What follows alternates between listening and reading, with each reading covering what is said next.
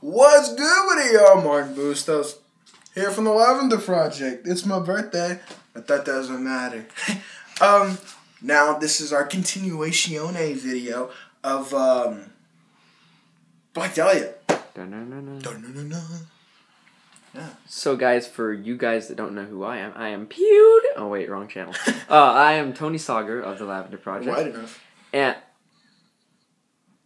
And anyways, so we're going to be talking about the Black Dahlia. Now, he did a video on it, on the subject. He showed the pictures, which were actually really graphic. By the way, I forgot to tell you, they actually went through the video and they decided to monetize it.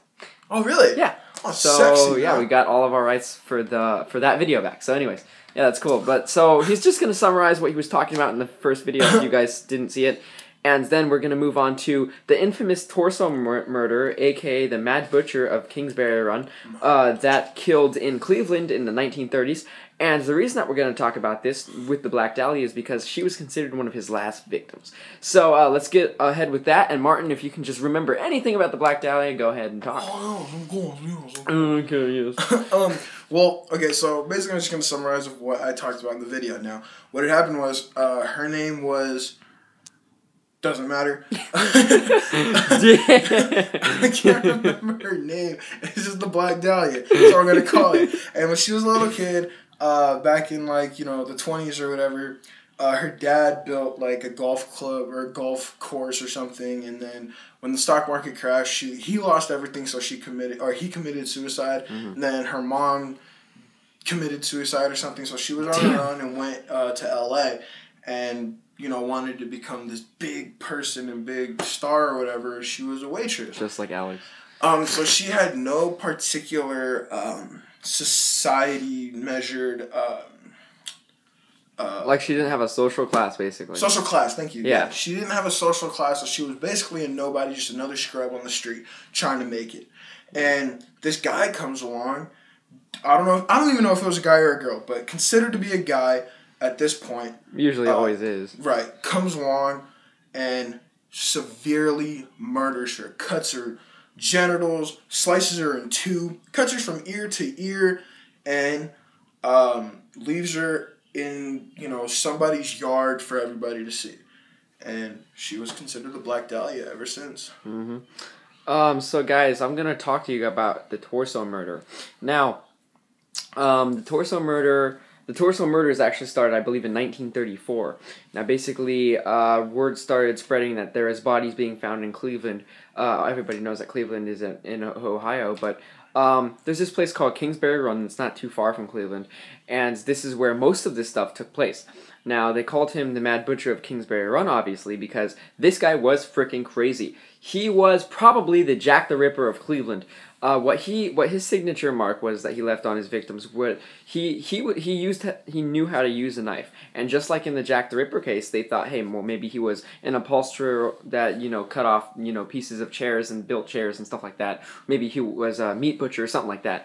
So he knew how to use a knife. He would he would almost always decapitate his victims. He would sometimes cut them from ear to ear, just like Jeff the Killer, as Martin mentioned, with the Black Dahlia, and he would always mutilate the bodies, or at least chop them in half. He would sometimes, castrate them, take off the genitals, do stuff with that. But, unlike Jack the Ripper, he didn't eat livers or anything. He just, left the bodies in bags, and he basically just left them in the open. Now, at the time, the detective that came to handle this case was Elliot Ness, the famous detective who put Al Capone behind bars in Alcatraz. So, this guy was obviously the best at his time and decided, hey, you know what, I'm going to catch this motherfucker. So, basically, from 34 until I believe his last murder was in 38, 4 years of trying to catch this guy. He could not find this guy at all. In that short time of 4 years, he killed 12 victims, and there's also several more that people believe he also killed, but 12 definitely that this guy killed. Now, he left his signature mark on all of them, which means that it couldn't have been a copycat killer, and that it definitely was the same man.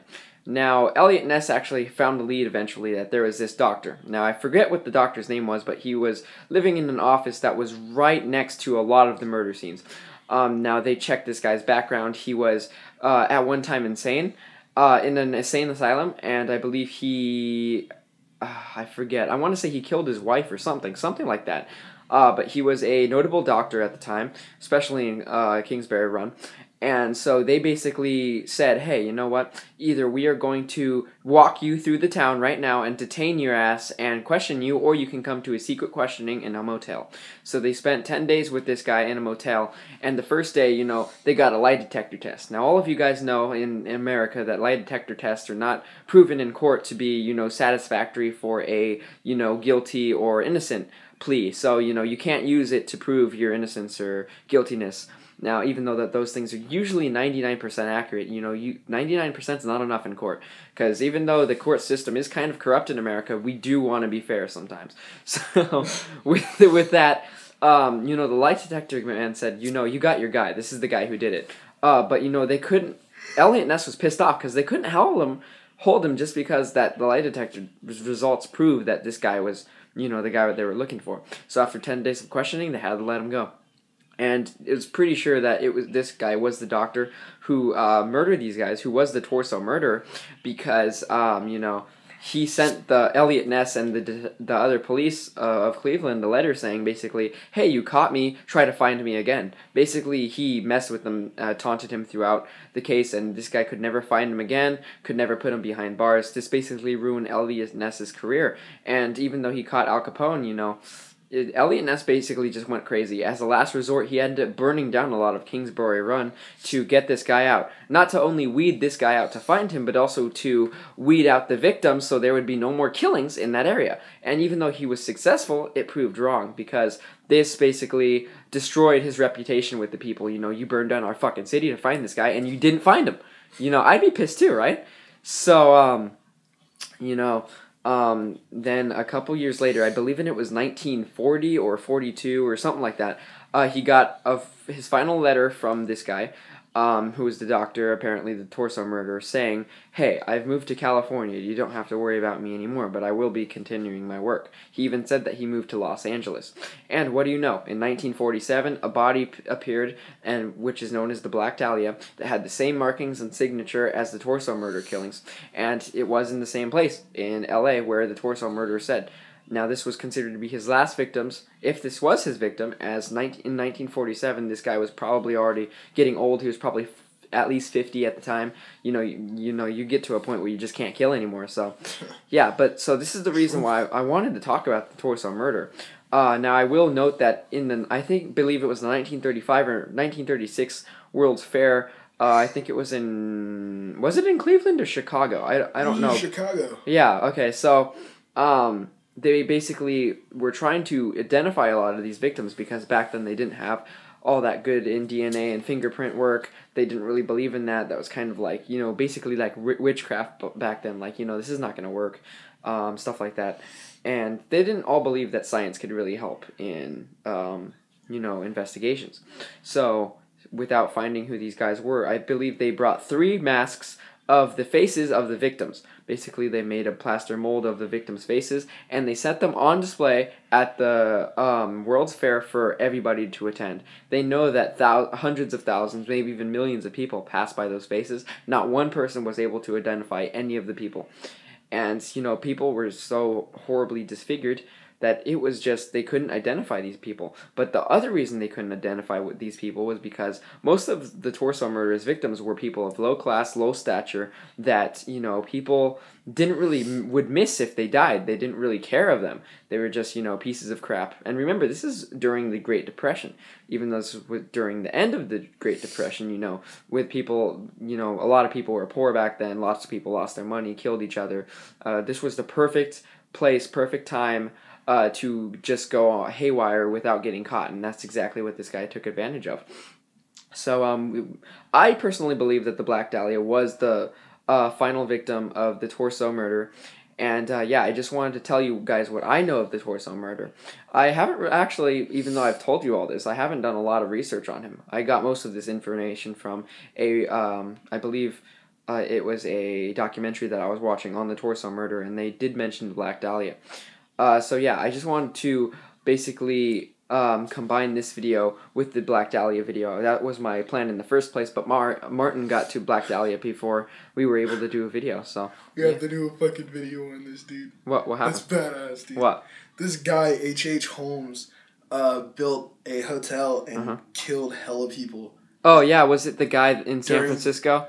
I believe it said during the World Fair, because I was looking up the World Fair to see if it was in Chicago or Cleveland, and this guy H.H. Holmes just popped up on my phone saying that during the World Fair he built a hotel, and it's called the World's Fair Hotel. Yeah. And he was accounted for 27 murders. Yeah, wasn't it like he built a maze so the people couldn't get out? Yeah.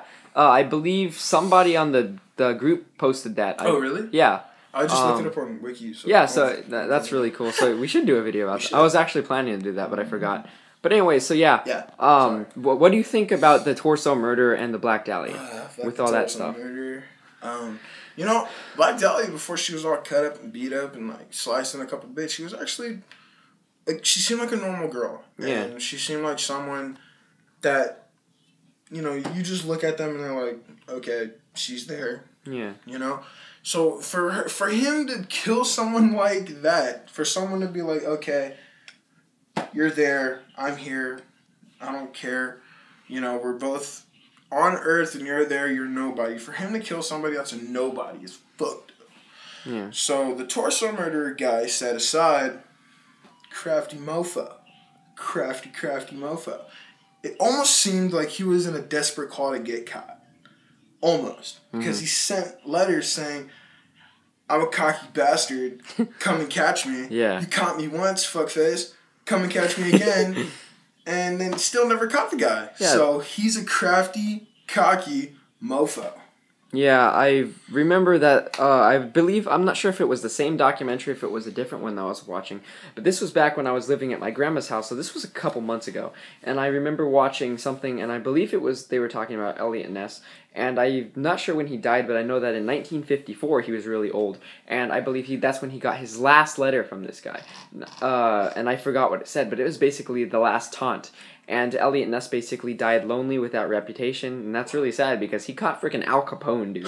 Al Capone pwned lots of fucking people. That's why they call him Al Capone. Uncle Capone. And in the end, he got caught because I believe his bills were overdue. Yeah. So yeah. His bills were overdue, and then the bank came after his ass, and he got caught. So you guys, tell us what you think about not only the Black Dahlia, for sure, and watch the other video that Martin did, but also tell what you think about the torso murder and who you think it might have been. Do you think that he did the Black Dahlia murders, and anything else that you guys know relating to this subject? Now, this isn't a case of whether it's true or false. This is a case of who was this guy?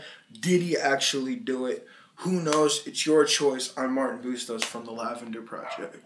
And I'm Tony Sauger of the Lavender Project. Thanks for watching this video. I actually thought it was a really good video. So, yeah, I believe the next video that we're going to do, I do want to do the Titanic, talk a little bit about the tragedy of the Titanic, as the anniversary is actually tomorrow, April 14th and 15th, 102 years since that happened. So, yeah, we might do that. And, yeah, just thanks for watching. Tell us what you think. And you never know, the torso murder could even be more. Stay sexy, y'all. Peace. Bye.